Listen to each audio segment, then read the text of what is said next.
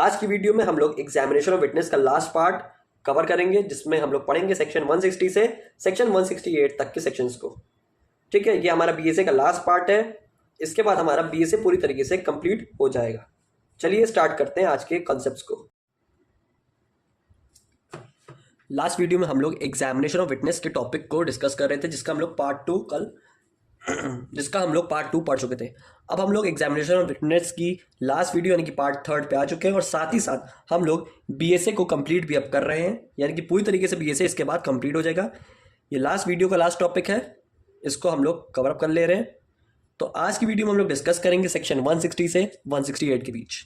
ये इसका मैंने एक शॉर्ट इंट्रो समरी टाइप में बना दिया है, यानी कि जिसमें हम लोग क्या क्या पढ़ेंगे ये हम लोग ने लिख लिया। तो टोटल 160 से 168 यानी कि 9 सेक्शंस को हम लोग कवर करेंगे। तो चलिए स्टार्ट करते हैं सेक्शन 160 से।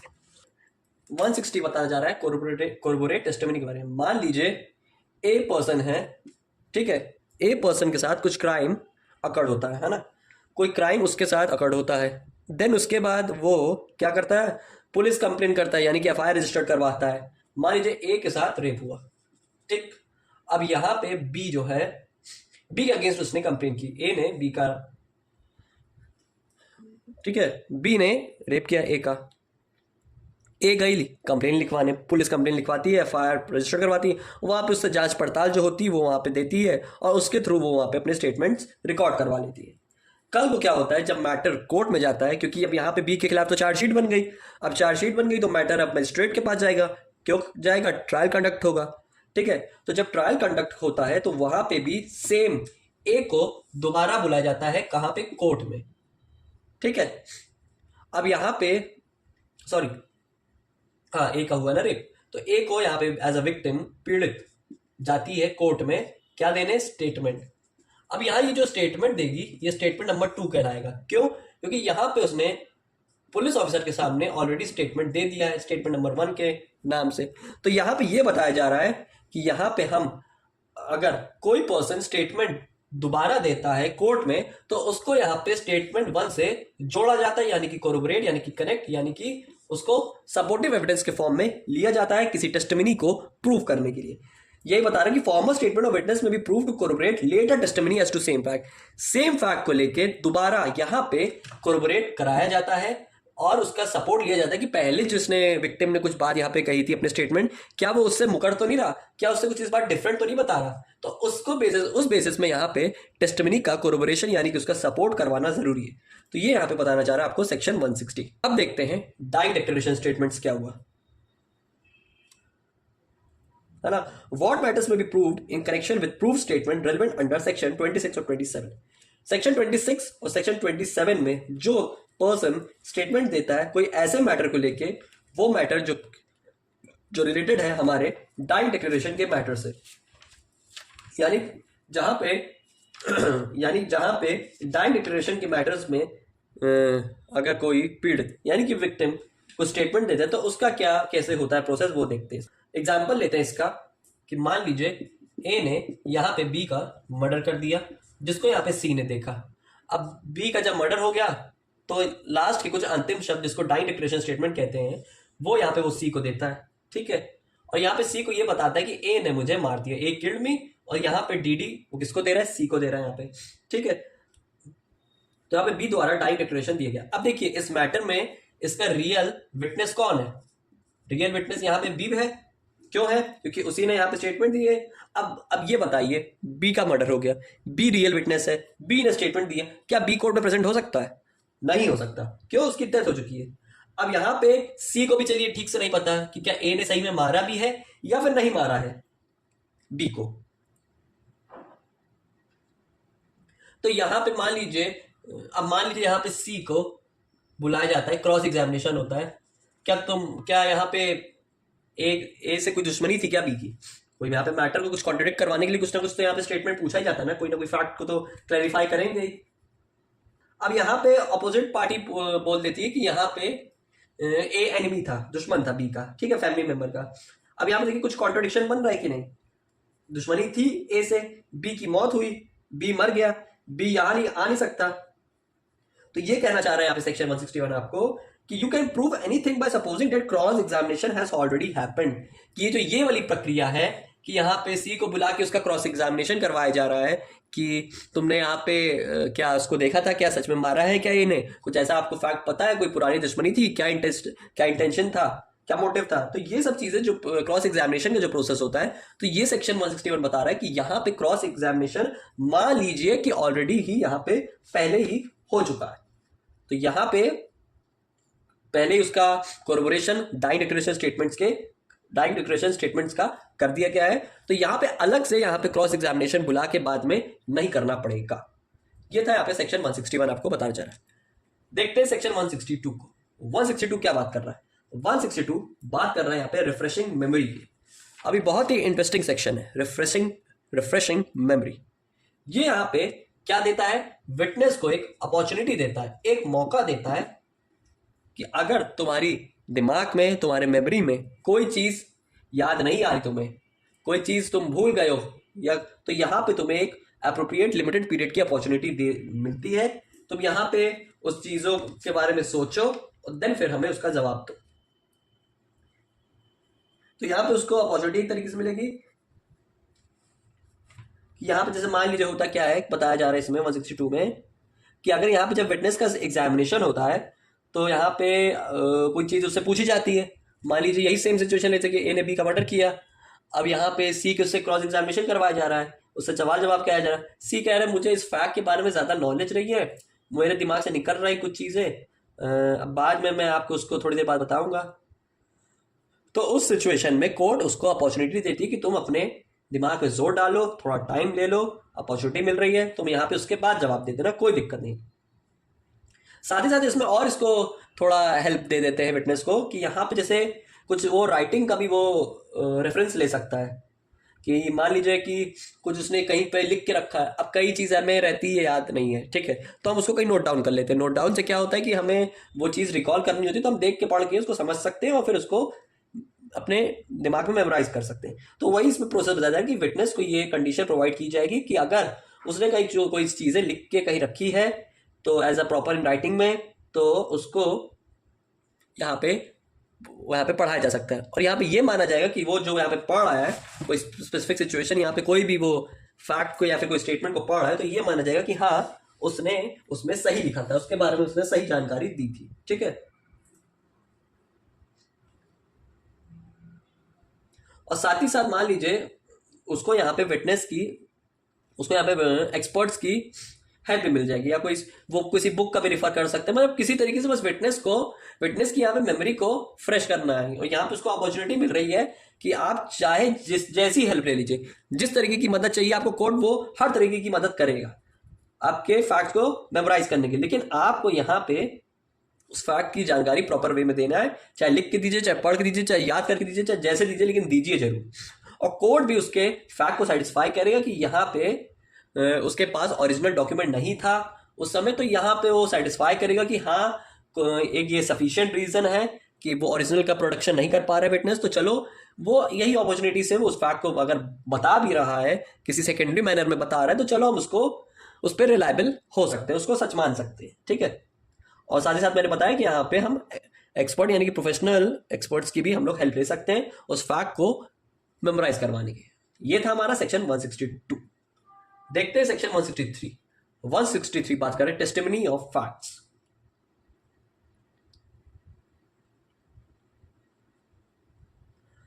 अब इसमें और 162 को थोड़ा सा और बढ़ा के इसमें इलेबोरेट किया सेक्शन 163 में भी, प्लस इसमें 164 में भी इलेबोरेट किया। 163 हमें बताना चाह रहा है कि जो हम लोग फैक्ट जिसके बारे में अपॉर्चुनिटी विटनेस को मिली थी, वहां पे उसने कोई स्टेटमेंट दिए थे सेक्शन 162, तो वहां पे जो उसने बातें कहीं लिखी है या कहीं उसने उसके बारे में कहीं एक्सपैंड करके उसको कहीं पे बताया है, या कोई फैक्ट या फिर स्टेटमेंट कहीं उसने रिकॉर्डेड रखे, तो उन स्टेटमेंट का भी जांच पड़ताल किया जा सकता है। और ये भी देखा जा सकता है कि वो जो कागज एज अ सेकेंडरी एविडेंस वो प्रेजेंट कर रहा है कोर्ट के सामने, क्या वो सही है, क्या वो एकदम करेक्टली रिकॉर्डेड है, क्या उसमें कुछ सिचुएशन तो नहीं कुछ क्रिएट हुई है, कुछ अप्रोप्रिएट उसमें क्योंकि कई बार होता है ना कि डॉक्यूमेंट का इतना जैसे वो कॉन्फिडेंट तो है, वो अपॉर्चुनिटी मिल रही तो चलो वो याद करके बता रहा है, लेकिन डॉक्यूमेंट जो वो प्रेजेंट कर रहा है क्या वो डॉक्यूमेंट सही है भी या नहीं भी है सही, तो इसके बारे में श्योर करने के लिए यहाँ पे हम सेक्शन 163 की मदद लेते हैं कि जो वहां पे गवाही दे रहा है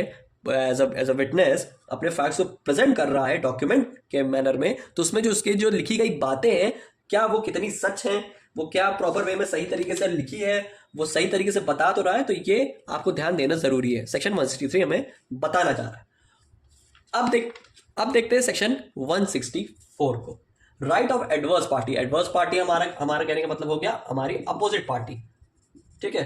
अपोजिट पार्टी के बारे में इसमें क्या बताई जा रही बातें, right of adverse party as to writing used to refresh memory.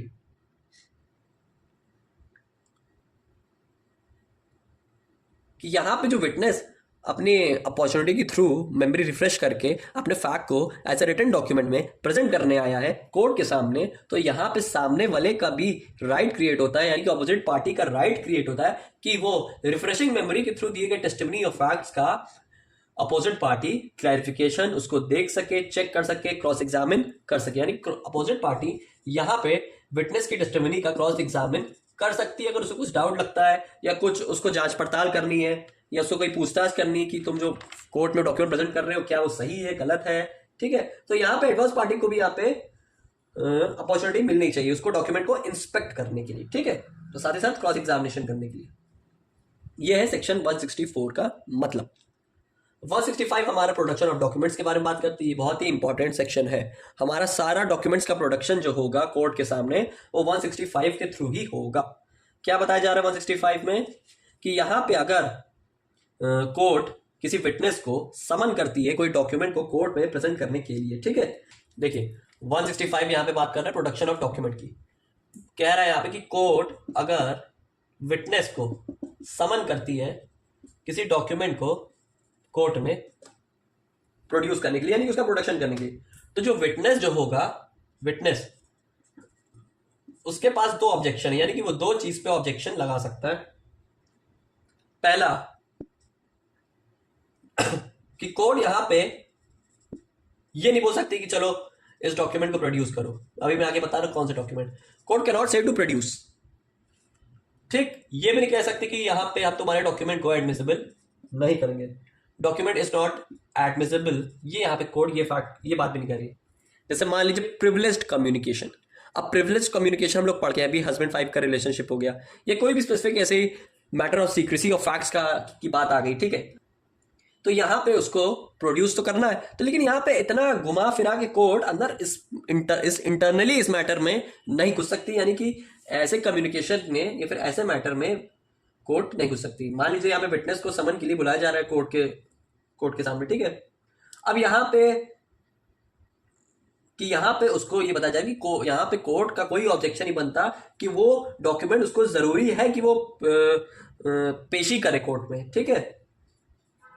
मतलब यहाँ पे वो डॉक्यूमेंट को प्रोड्यूस तो कर लेगा कोर्ट के सामने, अब उसके बारे में वो एडमिसिबल है कि या नहीं है, तो इसके बारे में यहाँ पे वो कोई ऑब्जेक्शन नहीं रेज कर सकता। और अगर यहाँ पे कोई ऑब्जेक्शन विटनेस रेज करता है डॉक्यूमेंट के प्रोडक्शन को लेके, तो कोर्ट यहाँ पे डिसाइड करेगी कि क्या हमें उस डॉक्यूमेंट की एडमिसिबिलिटी लेनी चाहिए या नहीं, या कुछ डॉक्यूमेंट में इम्पैक्ट पड़ेगा, कुछ इफेक्ट क्रिएट होगा, या हमें कोई और डॉक्यूमेंट्स की जरूरत पड़ेगी, और साथ ही साथ हम कोई स्पेसिफिक आर्ग्यूमेंट्स को भी ले सकते हैं। एग्जाम्पल लेते हैं, जैसे ए अपना कन्फेशन देता है, गिल्ट, अपने आप को दोषी साबित करता है, एक लेटर लिख के, किसको लेटर लिख के देता है, बी को यहाँ पे कोर्ट समन करती है, कोर्ट बुलाती है, आया बी कोर्ट में आया, लेटर को प्रोड्यूस किया, बी ने कुछ ऑब्जेक्शन रेज किया। अब ऑब्जेक्शन में इसने ये रेज कर दिया कि जो ए है मेरा वो हस्बैंड है, ठीक। ए मेरा हस्बैंड है और हम लोग 2020 में मैरिड हुए हैं, और ये लेटर लिखा गया 2021 में, 2020 मैरिज, 21 लेटर वॉज रिटन, ठीक, during marriage. So it comes under privilege communication. जाहिर सी बात है ना, मैरिज के दौरान में कोई अगर हम एक्ट का परफॉर्मेंस करते हैं तो वो ये माना जाएगा कि वो प्रिविलेज कम्युनिकेशन है, वो ड्यूरिंग द मैरिज ही हुआ है। अब ड्यूरिंग द मैरिज हुआ तो प्रिविलेज कम्युनिकेशन ऑटोमेटिकली है वो, ठीक है। तो अब यहां पे कोर्ट क्या करेगी, कोर्ट अब इस लेटर को नहीं लेगी, साथ ही साथ वो ये कहेगी अब और दूसरे एविडेंस ले आओ।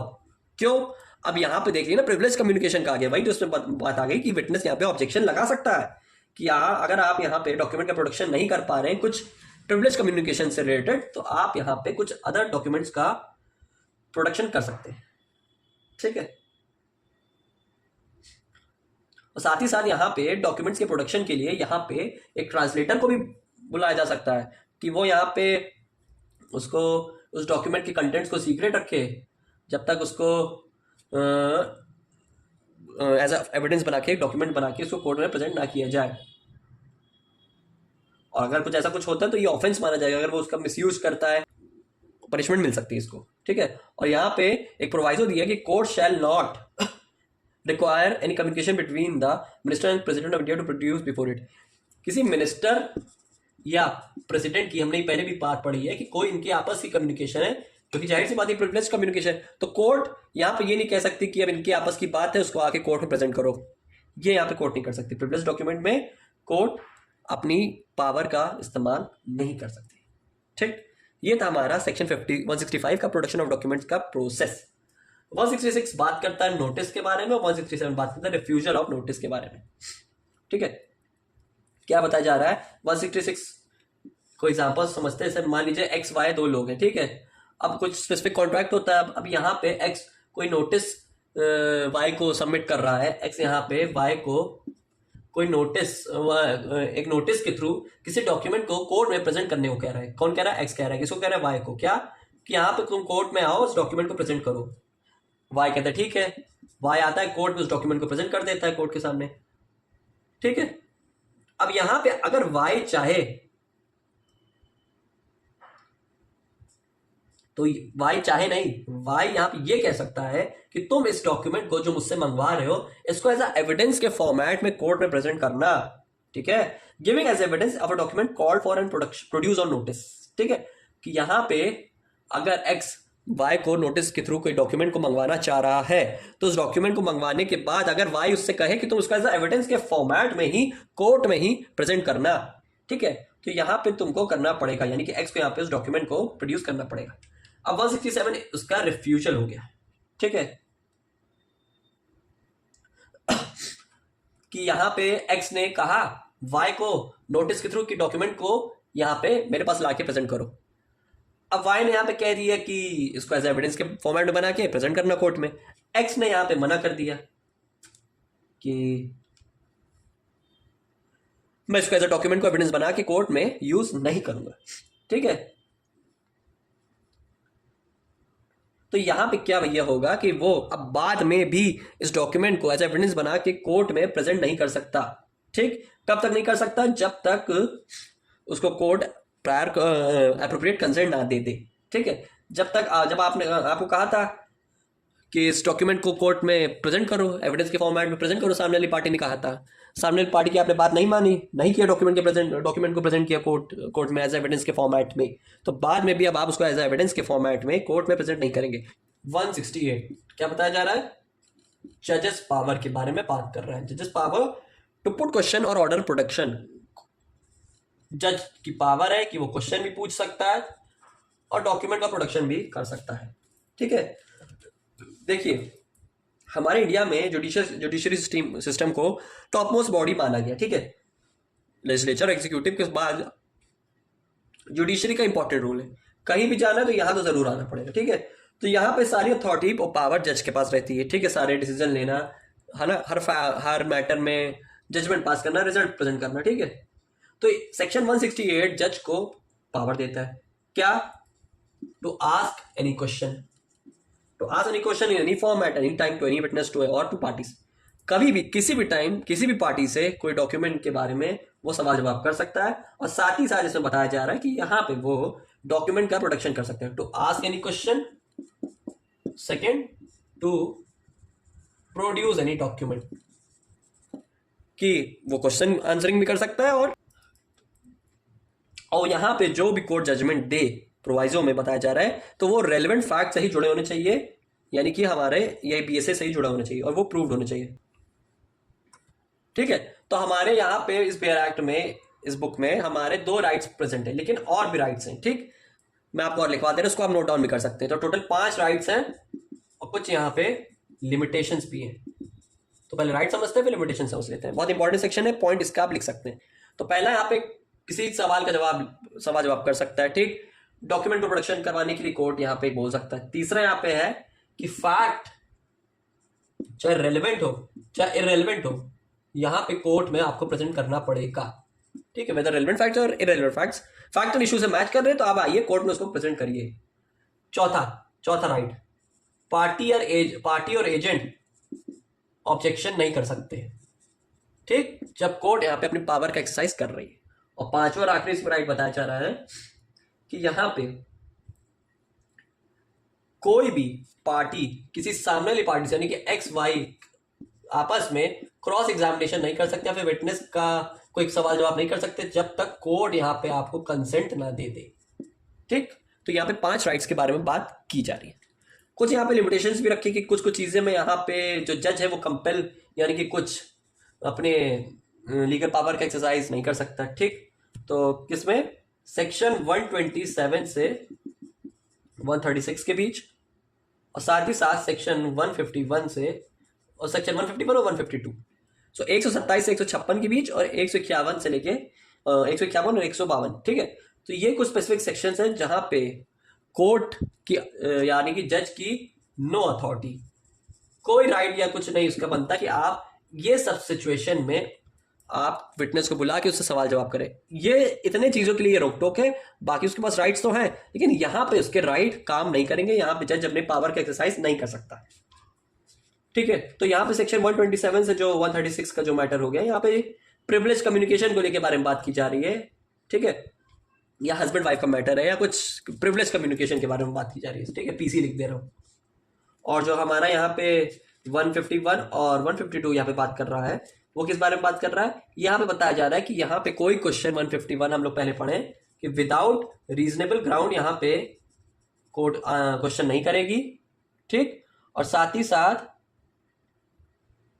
कोर्ट ये 152 की बात कर दी है यहाँ पे मैंने कि यहाँ पे विदाउट रीजनेबल ग्राउंड कोई क्वेश्चन आंसर नहीं करेगी कोर्ट। सेक्शन 152 में 151 में यहाँ पे बताया जा रहा है कि court to decide when question shall be asked and when witness compelled to answer, कि यहाँ पे कुछ स्पेसिफिक मैटर में कोर्ट के ऊपर डिसीजन है कि वो कौन से विटनेस को बुलाए या क्या बात करे। जरूरी नहीं कि आप हर तरीके के सवाल जवाब करें। तो यहाँ पे कुछ चीजों को लेकर यहाँ पे जज के ऊपर लिमिटेशन लगाई गई है और बाकी इसके कुछ राइट्स बताए गए। आई होप आपको सेक्शन 160 से 168 तक का कॉन्सेप्ट पूरी अच्छे तरीके से क्लियर हो गया होगा, ठीक है। पूरी डिटेल मैनर में मैंने इसको समझा दिया है। इसी के साथ हमारा बीएसए की लेक्चर सीरीज पूरी तरीके से समाप्त यानी कि कंप्लीट हो चुकी है। चैप्टर 11 और चैप्टर 12 यानी कि 169 और 170 के जो 2 सेक्शंस लेफ्ट थे इसको मैंने ऑलरेडी ही स्टार्टिंग के कुछ स्पेसिफिक वीडियोस में कनेक्ट करके पढ़ा दिया था। आई होप आपको ये सब्जेक्ट अच्छे से समझ आया हो, इंटरेस्टिंग लगा हो, कंसेप्ट समझ आ गए हो। तो अगर फिर दोबारा कोई इशू इसमें क्रिएट होता है तो आप पूरी प्लेलिस्ट चला के देख सकते हैं, कंसेप्ट को क्लियर कर सकते हैं। और अगर फिर भी कोई डाउट हो तो कमेंट सेक्शन में आप मुझसे पूछ सकते हैं, ठीक है। तो बीएसए की लेक्चर सीरीज अब पूरी कंप्लीट हो गई है, सारे सेक्शंस सारे टॉपिक्स मैंने कवर कर दिए हैं, ठीक है। जल्दी फिर मिलते हैं अपने नए लेक्चर सीरीज के साथ, अपने नए सब्जेक्ट के साथ, ठीक है। Thank you.